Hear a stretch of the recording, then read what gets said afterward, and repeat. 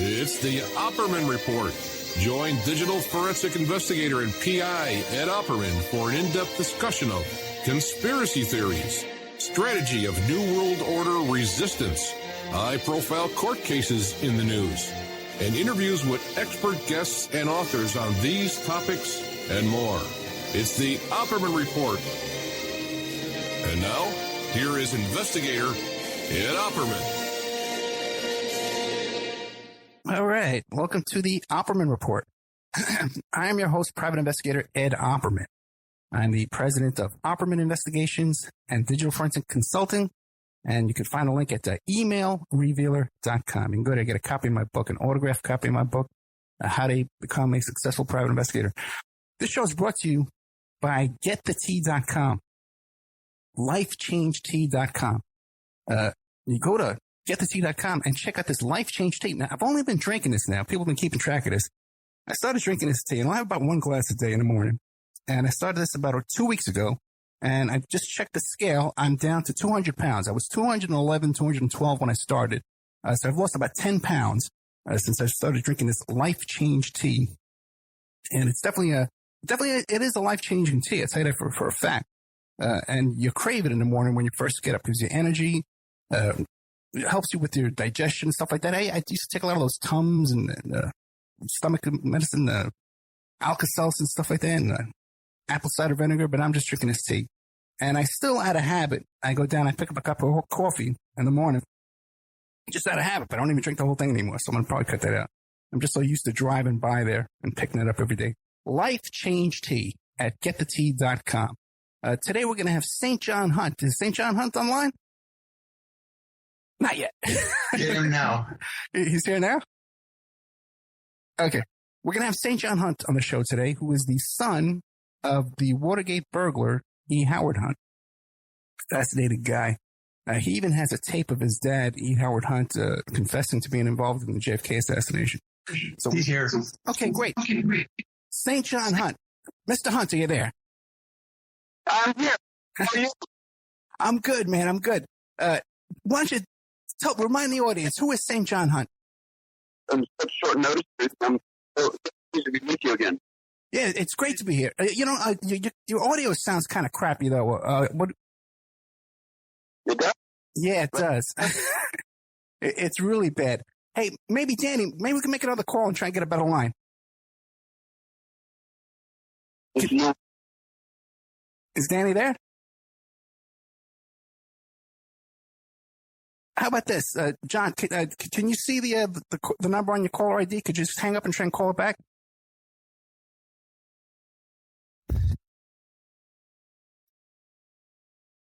Like I was saying, St. John Hunt is the son of E. Howard Hunt, the Watergate burglar, and his mother also too died in a mysterious plane crash right around the time of the Watergate. I think it was she was getting a payoff or something like that.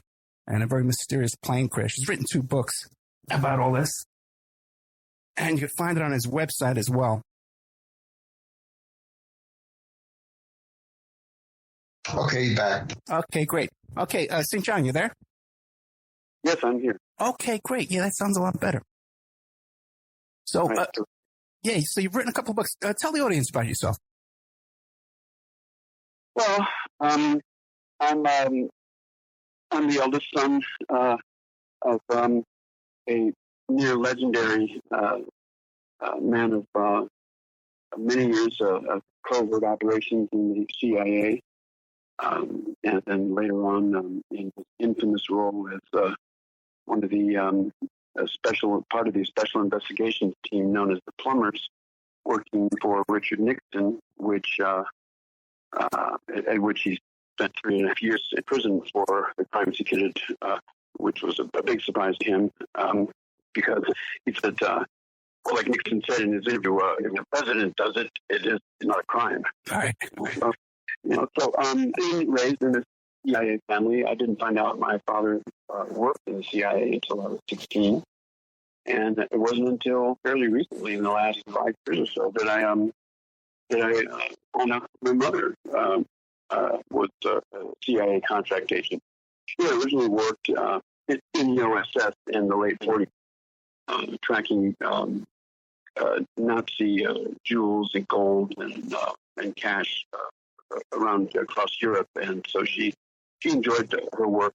She worked under Alan Dulles, who was then station chief in Bern, Switzerland, and that was the center of all things covert and spookified, if I could say, throughout Europe. And she kept with it. She was quite a classy gal, and she married my father, who had been in OSS as well. He fought over in Asia for his OSS detachment. And then when the CIA was formed, he jumped right in. So he was on the ground level of CIA and became known as a man of action, as a man who could get things done. He wasn't that Yale Ivy League type, but people appreciated his skills. He was also a writer. He had 88 books published by the time of his death, when he was 8, coincidentally enough. And so I grew up in this family of spies. And, 16, they told me, and it didn't really mean much to me because I didn't know what the CIA was from the FBI or from anything else. But, in the next few years, he retired supposedly from CIA and then got a job with President Nixon, working as one of the plumbers, to plug the leaks of the famous Pentagon Papers, which had been leaked in the New York Times by Daniel Ellsberg. So, and in more recent times, the last 10, 15 years, I've realized that any child growing up in a CIA family is going to be faced at some point in their lives with the fact and realization that everything they thought they knew about themselves, their family, their travels, their mission in life is a lie. Mm-hmm. And I think this has a devastating effect on many young adults when they finally come to terms with this. And that's what I've had to deal with most recently. Just the fact that I feel more like a piece of luggage being toted around than I do as part of the tight-knit family, that loving and doing things together. So it's been a strange ride. That's interesting because you've been on the show a couple of times. We spent like 4 hours together. You never mentioned that you felt that way before. This is something new? Well, I think what it is I'm able to put it in the right phraseology. I don't have anger issues behind it, but it's something that I want to investigate further in terms of showing the collateral damage that that parents or parent has in the covert world, what it does, what it potentially can do to the children of that parent or parent. So I think the more I delve into the whole thing, I keep seeing new little things that, well, that's why I feel this way. That's why I can't talk to my son or whatever, which is not true, but I'm quite the opposite of my father. We had some good times bonding over music mostly, and he was just a very, very incredible guy, and my mother too. Right, and you've written a couple of books. One about your mother, Dorothy, An Immoral, Dangerous Woman, The Murder of E. Howard Hunt's Wife, Watergate's Darkest Secret. We had you on about that. And the other one is Bond of Secrecy, My Life with CIA Spy and Watergate Conspirator E. Howard Hunt. And I noticed that you just did one recently, since you've been on the last show, the Bush crime family. The inside story. Yes, yeah. Mm-hmm. I wrote that with Roger Stone, who's my co-author in a new, about to be published book of our combined writings that we've done together. And that should be a fun book to read. But Roger and I, he's a very complicated man, as my father was too. But it turns out he knew, he had met my father once very briefly back in the day, and he was also fairly good friends with William F. Buckley Jr., the well-known right-wing conservative publisher of National Review and of that debate show, Firing Line, that he had on PBS for many, many years. He was my godfather. So Roger and I came to become pretty good friends. Yeah, now William F. Buckley, he actually took custody of you. He raised you for a while, am I right? No, he didn't. He came down to our house and had some goons basically kidnap my younger brother David, who was 9 at the time, and take him down to live with his godfather, who was a very well-known and respected Cuban leader of the Brigade 2506, which was the brigade that landed at Bay Pig in that failed attempt to overthrow the Castro government. And so that was William F. Buckley. He was my godfather and my sister's godfather, but he was a busy man, so he never raped us or anything. He just did things like kidnapping my brother. Right. What a life, man. Great. And William F. Buckley, people know him from firing lines from the TV show on Sunday mornings, the news debate show he used to do with Gore Vidal would come on there and Norman Mailer would come on there and debate with him. But little known fact about William F. Buckley is he was CIA as well, right? That is a fact.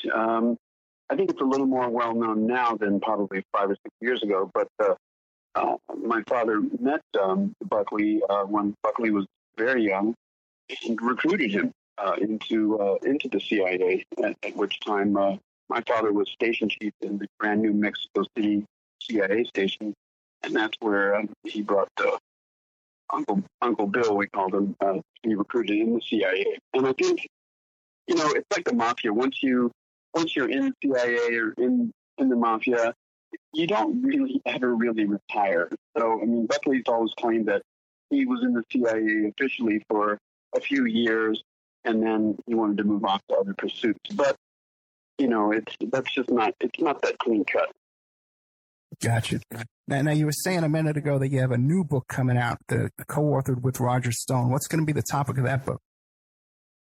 The topic of that book is that Roger and I have been writing op-ed pieces for a year and a half, both for his blog site, Stone Cold Truth, as well as, many other outlets. I don't really know all of them, but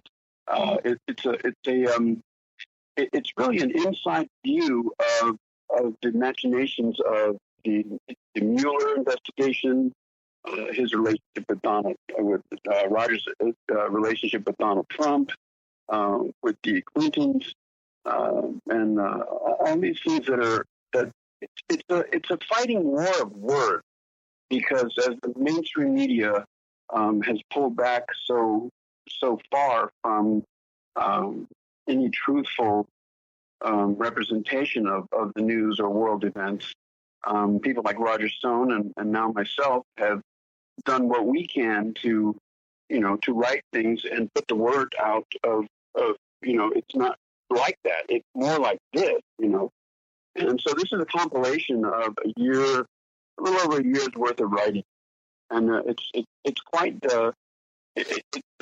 robust, and it covers a lot of different things. All the current things that Roger's been involved in with the WikiLeaks hacking and the Russian collusion and all this stuff.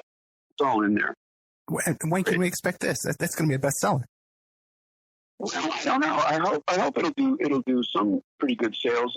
This is our first attempt at an Amazon self-publishing book, and it's called Away with Words, which is a little double entendre in there. But we're still working on the cover. We've got all the printing materials already logged in and everything, and we're just kind of putting finishing touches on it. And he's got to do some kind of maneuvering with his other publishing, his Skyhorse publishers, and get out, maneuver himself so he can get this out too. So we'll see what happens. Yeah, I can see it. It's up on Amazon right now. Away with Words. Away is in far away with words. You can take it either way. There's a Kindle edition that's out, and we have no promotion. I don't even think it's sold one Kindle copy.